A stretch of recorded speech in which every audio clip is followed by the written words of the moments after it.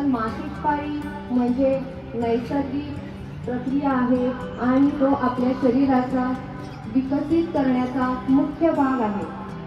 ही पाळी काही मुलींमध्ये वयाच्या 9व्या वर्षी देखील येते, तर काही मुलींमध्ये वयाच्या 16व्या वर्षी देखील येते।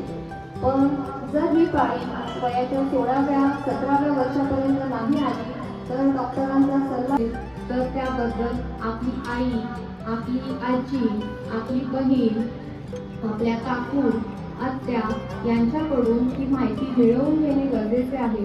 गर्दी झालेली दिसते, विद्यार्थ्यांची गर्दी करायची नाही।